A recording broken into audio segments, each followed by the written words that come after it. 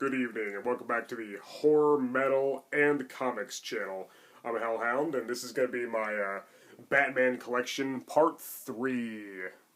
That's right, it's all about Batman. The last two videos, I showed a lot of the individual comic book issues in my collection, as well as all my graphic novels, trade paperback omnibus collections, one-shots, and just hardcovers, just anything you can Batman related that you can read. And now we're going to start looking at things Batman related that you can watch. I already talked about kind of my history of the character and why he's my favorite in the last two episodes, and talked about what an influence the comics had on me. And I'll talk about all these cartoon shows as I go, because yeah, that's right, like I said, we're going to look at cartoons, Batman cartoons. Originally, I was going to combine animated shows that I have on DVD with animated movies, like Mask of the Phantasm and Gotham Knight and all that. But I think in this part 3, this part of my collection series, I'm just going to look at animated shows, and then we'll get to movies, animated movies in the next video. And then part 5 will be live action movies. So that's right, animated shows. So yeah, growing up, I read the comics, and I also watched reruns of the 1960s TV series with Adam West and Burt Ward. And in addition to watching that and reading the comics, pretty much the only thing I've watched Batman related when I was really young was The Adventures of Batman from 1968, which came out a few years after the Adam West TV show. It had the voices of Olin Soul as Batman and Casey Kasem, Robin, Shaggy himself as Robin, and they reprised their roles to voice the characters on those two episodes of the new Scooby-Doo movies, the second incarnation of Scooby-Doo, which I have on DVD, but I didn't think I need to dig it out for this video. But anyway, yeah, it's a really fun show. It's very nostalgic for me. Like the 60s live-action show with Adam West, it's very, very campy and very lighthearted. You know, it's very reminiscent of its time. It's very silly and, you know, kind of childish, but it's fun. You know, it's harmless, and it's just good, enjoyable fun. You know, I liked all the villains, the voices. I think Ted Knight did most of the voices, and maybe Larry Storch did a couple as well. I kind of get confused by that, because some sites say that Larry Storch did the Joker, which that's who it sounds like, because he's the one who voiced him in the new Scooby-Doo movies, and it sounded like the same voice, and then I guess Ted Knight did most of the others, but sometimes I see him credited as the Joker. But anyway, yeah, the Joker, the Riddler, the Scarecrow, Mr. Freeze, and Catwoman are in this show. They're very, very silly, and they ham it up nicely, but yeah, I'd recommend it. Like I said, it's not quite as good as some of these later cartoons we'll get to in a minute, but it's pretty fun to see where Batman got his start in an animated television show, because this was the first Batman cartoon ever.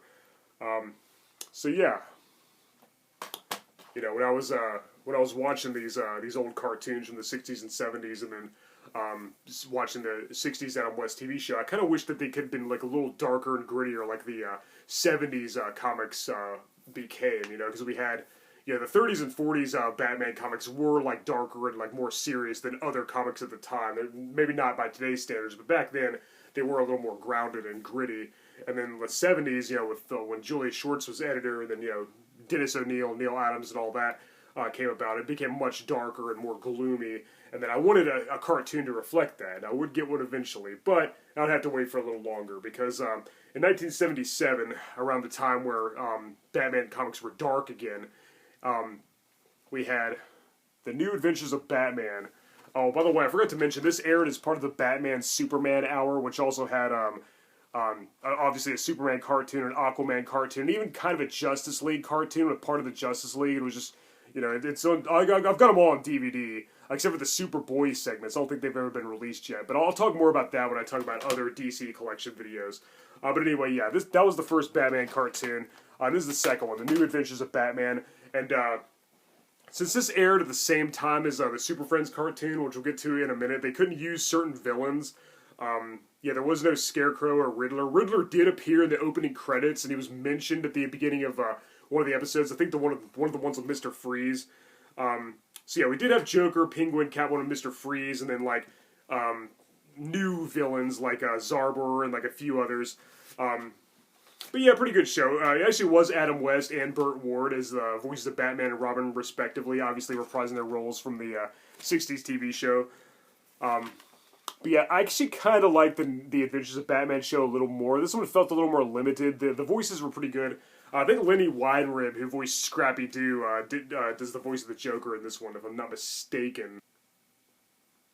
And maybe some of the other ones. But yeah, pretty fun show. We also had Clayface making his animated debut.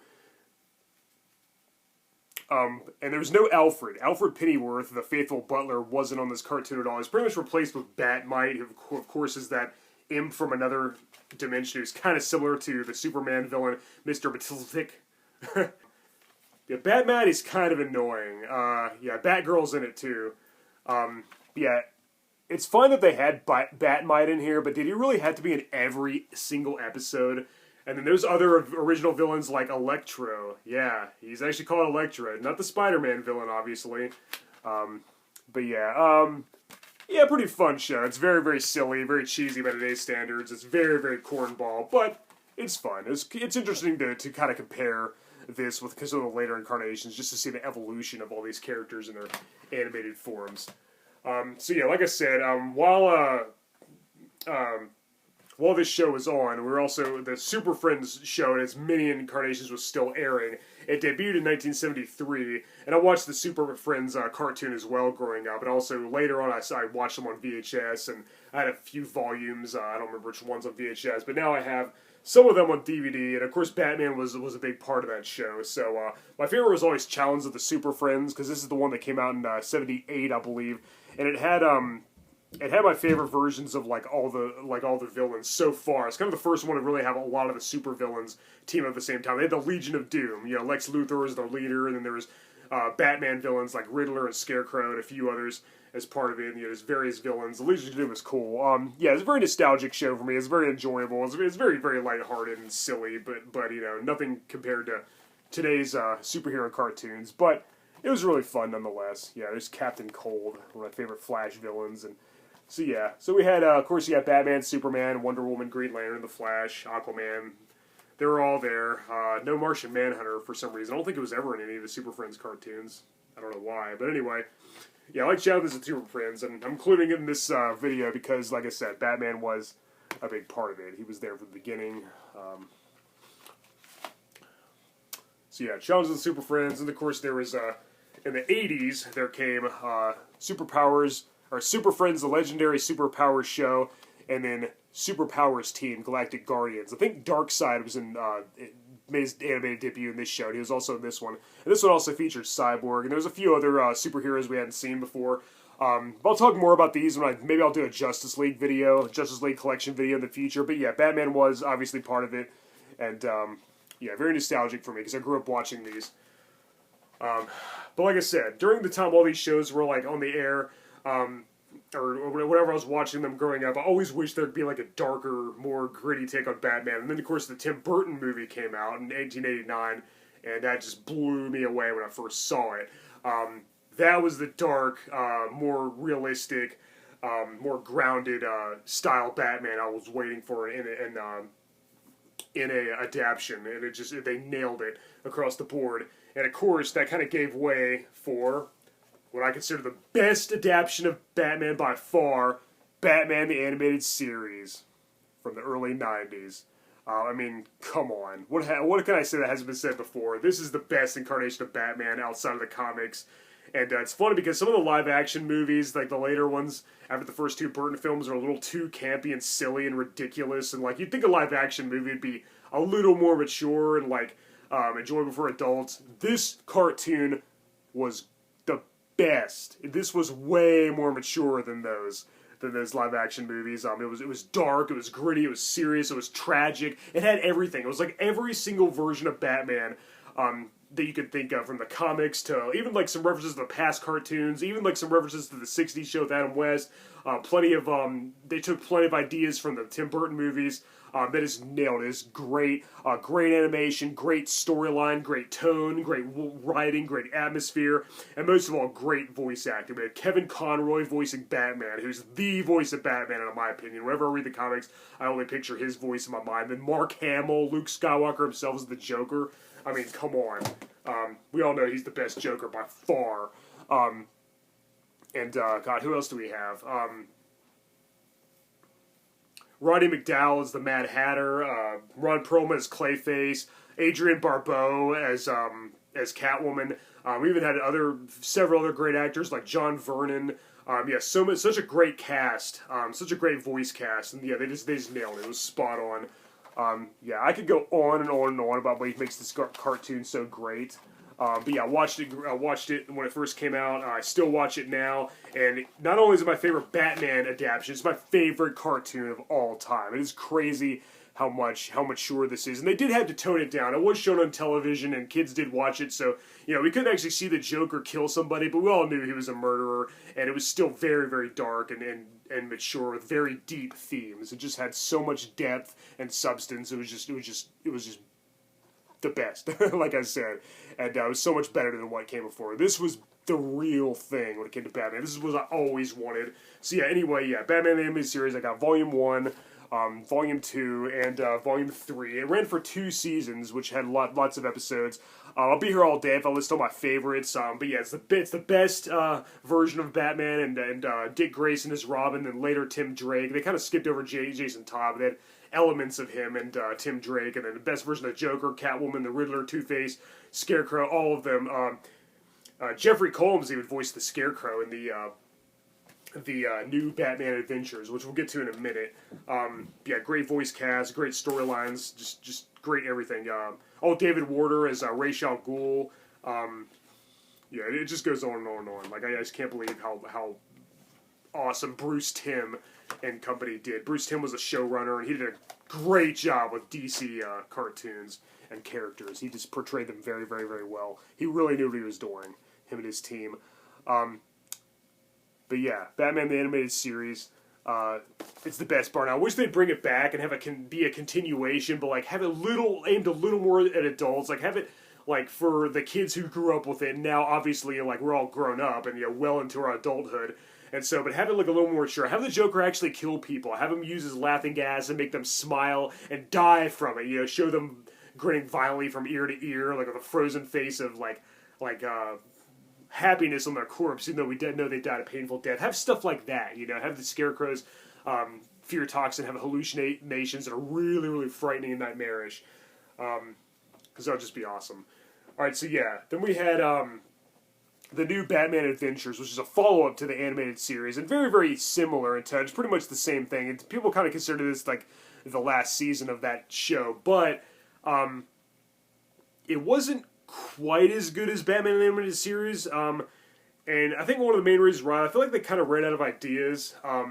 Another thing that was great about the animated series is like Bruce Timm and company made Mr. Freeze a much more serious, much more tragic character. He had a very tortured past, and his backstory is very, very depressing and very grim, but like and very interesting and engaging to watch at the same time. You kind of felt bad for him because he was kind of done as a joke character in the comics, and especially in the '60s TV series with Adam West, who's played by George Sanders and Otto Preminger and all them. So yeah, they nailed it with Mr. Freeze, and Bruce Timm and company invented that backstory for him with his wife having the disease and trying to save her. And they also invented the character of Harley Quinn, who was basically just like a sidekick, just a henchwoman of the Joker's, but then became her own really popular character outside the cartoon, and then she made appearances in the comics. Now she's been in 3 live-action movies, played excellently by Margot Robbie, and yeah, wow, she's a breakthrough character, and like, it's pretty cool if they created her. Now she's just huge. Now she's like, if you go to Comic-Con, all the women are going to be dressed as a Harley Quinn, and all the men are going to be dressed as Deadpool. So it's really cool to see how far she's come. I remember watching this cartoon when it was brand new and thinking, oh, I like that character. I'd like to see more of her, and boy, did I get my wish. But anyway, yeah, like back to the new Batman Adventures, not to be confused with the New Adventures of Batman, which we already talked about. But yeah, most of the character designs were different. I didn't like the way they did Mr. Freeze. This time he's like a cyborg type entity, and then yeah, the Joker. Like, all the characters are drawn weird. Like the Joker doesn't have as much color on him. Like the red lips and the yellow teeth are gone. The hair is mostly black with just a green streak, and like everybody. Like, I want it to be dark. I want there to be a lot of like black and white and like imagery, like a bunch of dark, really gritty imagery, but like it shouldn't look dull and colorless and lifeless, I did think Scarecrow looked a lot better. He looked really cool in this this incarnation, and like I said, he was voiced by Herbert West himself, Jeffrey Combs. Yeah, Tim Drake took over as Robin, and Dick Grayson became Nightwing, which is really cool. Yeah, Batgirl, Barbara Gordon is in this as well.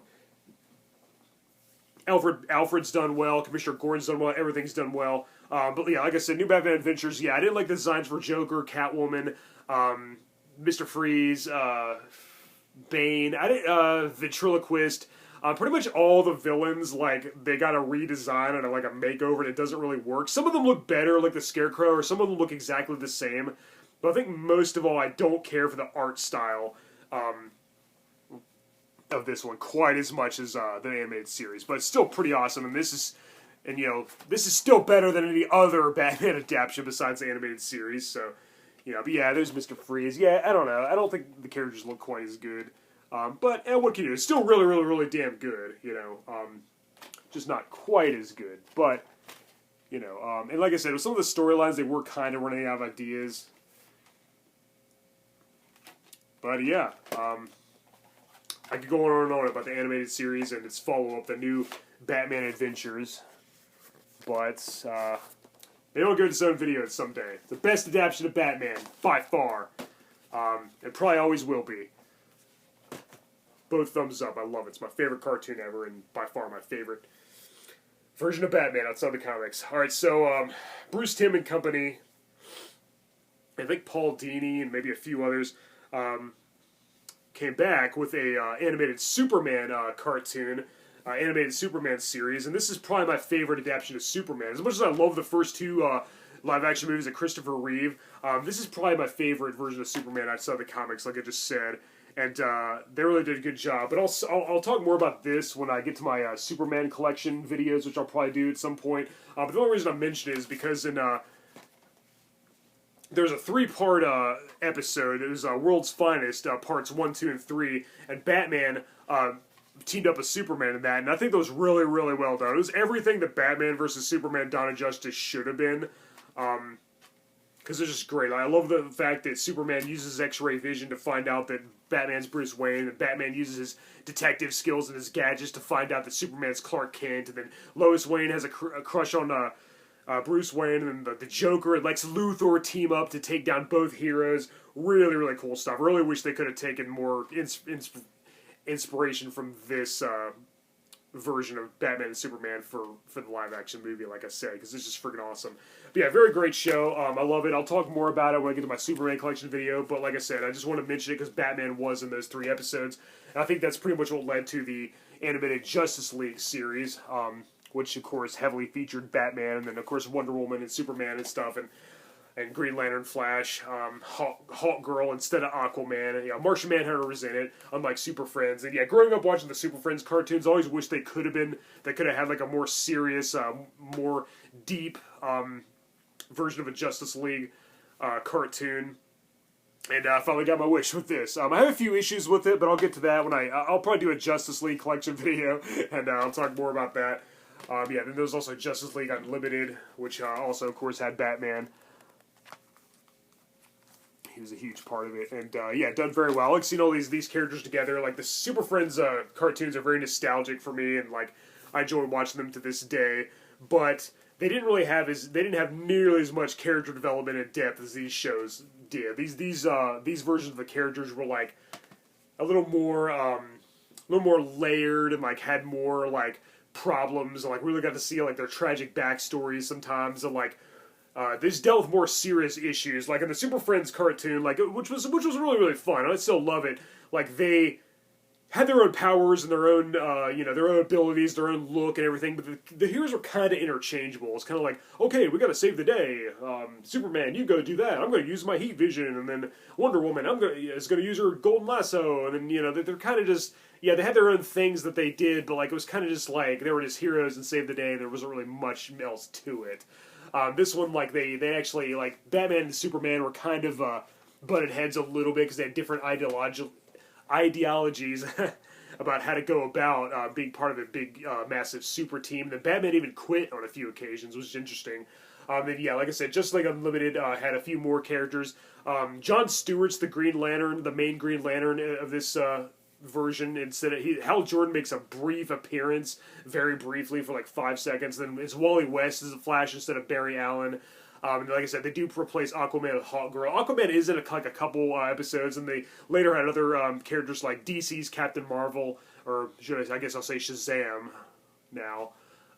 Yeah, DC's Captain Marvel, and Green Arrow and Hawkman and the Atom and all those, and of course Supergirl was in it a lot, and I think even Batgirl sometimes. And we saw some of the villains from the Batman and the Superman animated series. Also had recurring roles in Justice League. But yeah, great cartoon, and like I said, I'll talk a little more about it when I get to a Justice League collection video. Alright, so yeah, the Batman animated series and the new Batman Adventures, the Superman animated series, the Justice League series gave way to what they call the DC animated universe, which was pretty much all the DC superhero cartoons run by Bruce Timm, and they all shared continuity. There was also Static Shock and the Zeta Project. But there's also another Batman cartoon set in the future called Batman Beyond. I'm sure you guys know about this. But just in case you don't, yeah, it was basically an aging, elderly, retired Bruce Wayne, who's not really Batman anymore. He's training a young protege. He's the mentor of Terry McGinnis, a new Batman. Terry McGinnis is Bruce Wayne's apprentice, and it's pretty cool. It's a pretty cool show. I remember when it first came out, and I watched the first episode when it aired, when it premiered, and I liked it a lot. I wasn't really, it took a while for the idea of somebody other than Bruce Wayne being Batman to grow on me, but it was cool to see an aging Bruce Wayne training a new Batman, and then the new Batman having more technology at his disposal, and, even more gadgetry and stuff, and more high-tech type weapons, and also new villains, which were all very interesting, and then old villains returning. Some of them were dead, some of them were retired, some of them were reformed and good guys now, some of them had grandkids, which is pretty cool. Yeah, just really cool to see, kind of the future of the Batman animated series. But I don't really know if I consider it canon, especially since, like, if I'm not mistaken, I think there's a few things that happened in the Justice League cartoon or Justice League Unlimited that kind of contradicted it, but I could be wrong about that, so don't quote me on it. It's been a while since I watched Batman Beyond. I haven't seen, like, it all the way through since it first aired back in the day on the WB network, I'm pretty sure. Pretty sure that's the channel it was on, but I used to tape them onto a VHS tape on my TV back in the day, the Batman animated series and Batman Beyond. But yeah, Batman Beyond is great. I don't have it on DVD yet, but I should check it out really soon. I should try to purchase it, because I have seen all the episodes, but I haven't seen them since back then, so I don't remember everything about it. But yeah, pretty cool villains, a pretty cool way to progress the story. And also, there was an animated movie spin-off called Batman Beyond Return of the Joker. And there's 3 different spin-offs, animated movies that spun off from the Batman animated series, which were even more dark and mature and than the cartoon was, which is saying something because it was so perfect when it came to that. But yeah, the first one was released theatrically, and I went and saw it in theaters. Mask of the Phantasm, which I believe was in '93. Then there's also Batman and Mr. Freeze Sub-Zero, which is everything the Batman and Robin film should have been. Then there's Mystery the Batwoman, which wasn't quite as good as the other 2, but still pretty good. And Mask of the Phantasm, I think, is probably the best Batman movie ever, bar none. Even, with all the live-action ones and the other animated ones, because it's just so awesome. Yeah, Bruce Timm was, outside of the comics, outside of people like Frank Miller and Dennis O'Neil and even Bob Kane and Bill Finger who created Batman, outside of the comics, I think Bruce Timm is the man when it comes to Batman adaptions. I think he did it way better than anybody else. But anyway, I could talk all day about the DC animated universe. So anyway, yeah, after the Batman animated series, Superman cartoon, Justice League, Batman Beyond, all that, there's another Batman cartoon called The Batman. I've only seen a handful of episodes, and I've heard it's a really good show, and I'm sure it is, but it's not really my cup of tea. It's just not my thing. I really couldn't get into it. Some of the voices were a little strange. I don't care for the fact that the Joker is like a hunched-over, knuckle-dragging ape-looking looking person with no shoes and really long, green, thick dreadlocks and red eyes. And I don't really like the art style. I don't really like the animation. Then the Riddler, it looks like Marilyn Manson for some reason. He's voiced by Robert Englund, Freddy Krueger himself, which is really cool, but why would the Riddler look like Marilyn Manson? I could see some other villains that could look like that, but why the Riddler? I just don't see the connection. It's a really odd choice. And yeah, like I said, maybe I should watch the whole thing, or maybe I should give it another chance. I haven't seen it since it was first on, but overall, I think the Batman cartoon, the Batman, that's what it's called. It's not, I'm not talking about any one Batman cartoon. I'm talking about an animated series just called The Batman. What little I've seen of it, I just wasn't really feeling it. Again, like I said, I'm sure it has its fans. I might be wrong. Maybe I should give it another chance, but like I said, just not my thing. Especially after the awesomeness of the animated series. I think that The Batman was just a huge step down, in my opinion. But like I said, to each their own. Maybe I'll give it another chance. So then after that, people are going to say, you didn't like The Batman, but you like this show? So, yeah, I get it, but hear me out. Let me explain. After The Batman, the next Batman animated show was called Batman the Brave and the Bold, which obviously took its title from the comic series The Brave and the Bold, which we looked at in Hellhound's Batman Collection Part 1, the comics.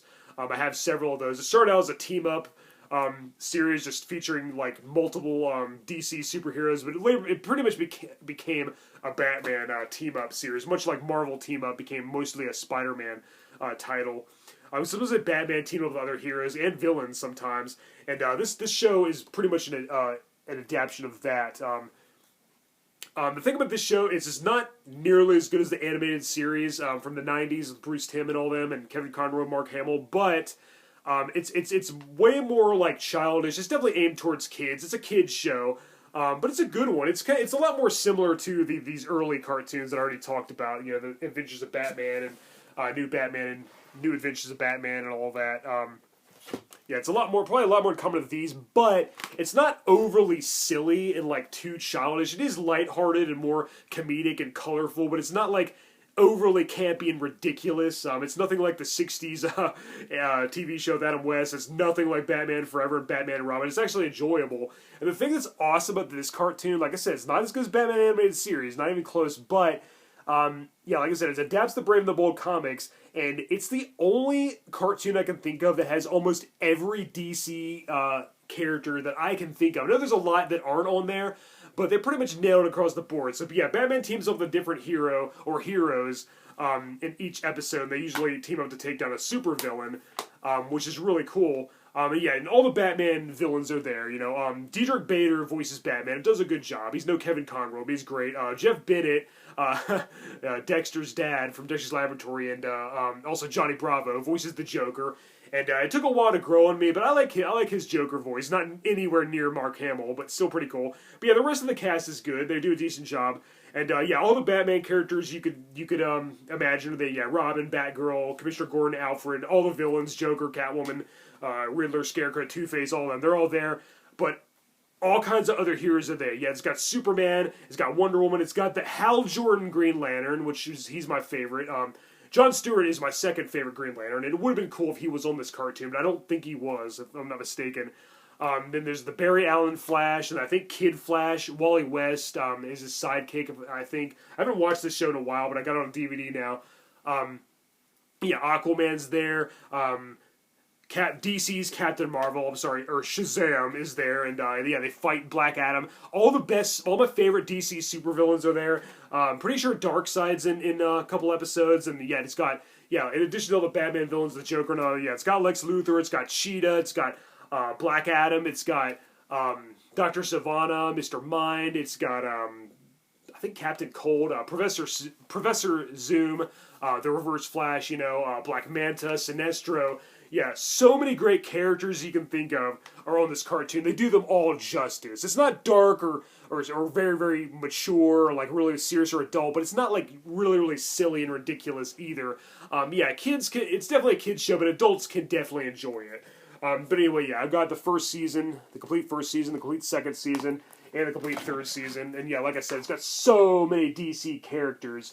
And yeah, I still maintain that the DC Animated Universe by Bruce Timm and Company, Batman the Animated Series, Superman, Justice League, and all that is the best adaptation of any like DC medium that has multiple characters. But like I said, I did have some issues with Justice League not having Hal Jordan at all. He didn't have to be the main Green Lantern, but he should have been there. They should at least mention him, or he should have been in like one episode as like an original Green Lantern or somebody that worked with John Stewart. Yeah, no Barry Allen, just Wally West.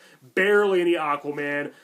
Captain Marvel, Shazam was on like one episode, and yeah, it handled the characters way better in Justice League. but it didn't have.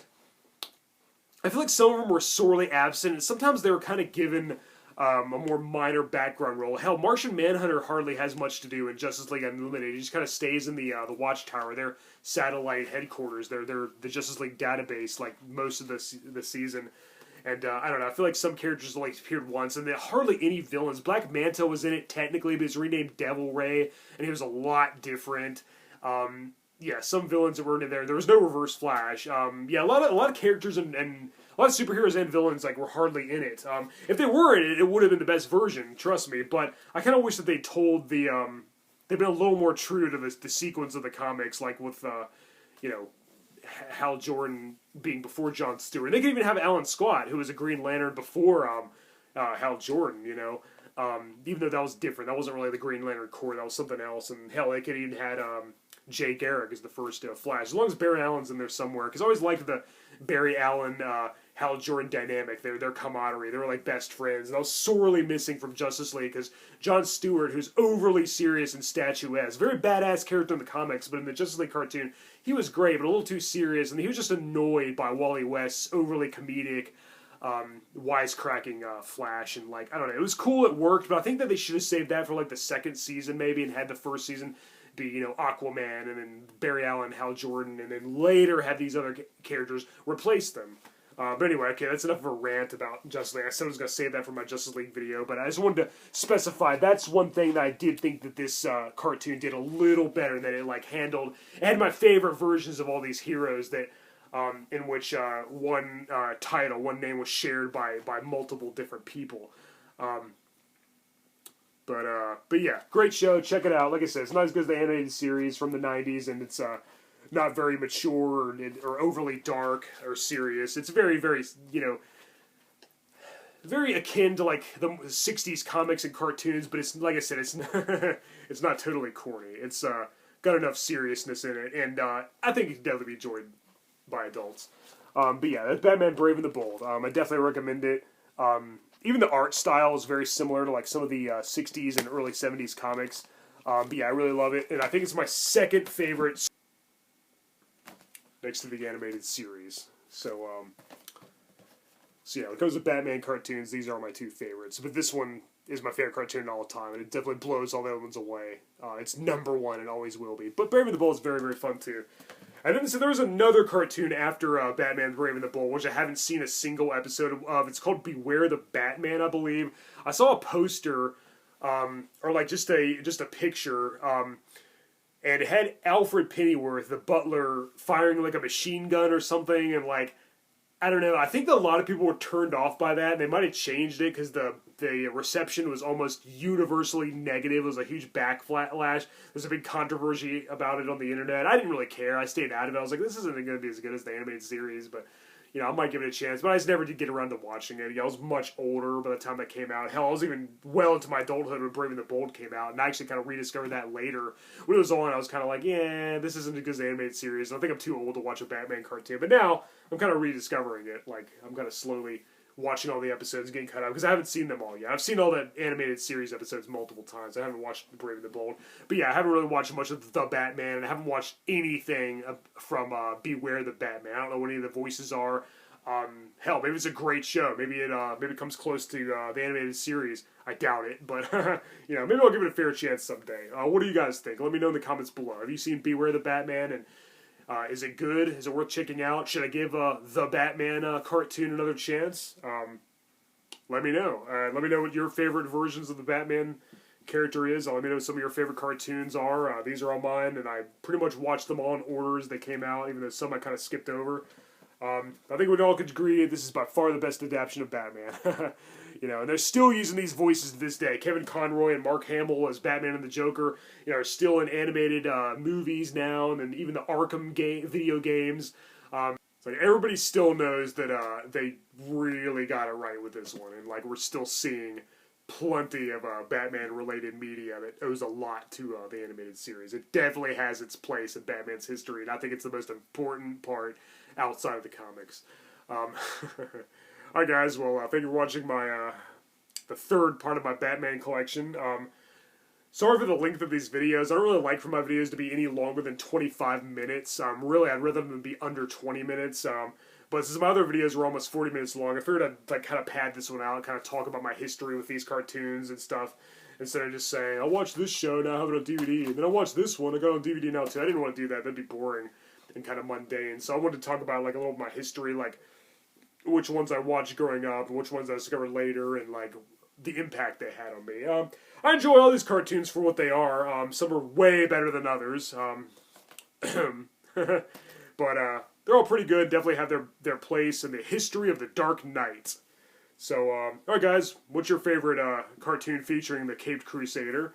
And stay tuned for my next video, which will be Hellhound's Batman Collection Part 4 animated movies, like such as Mask of the Phantasm and the animated adaptation of Dark Knight Returns and Year One and Hush and Halloween and all that stuff. And then Part 5, of course, like I said, will be the live-action movies. I don't have the Adam West TV series, the live-action one on DVD. I've been meaning to get it, along with the Linda Carter Wonder Woman TV show and the George Reeves Superman TV show. The only live-action DC-related superhero show I have on DVD is the CW's The Flash, as part of the Arrowverse with Grant Gustin. But I mean to get all those other ones. But I do have the Batman the movie from 1966, which was came from the 60s Adam West show. But I'll talk about that in my Part 5 of my Batman collection. Alright guys, thank you for watching my video. Long live Batman. I'm Hellhound, and until next time, later.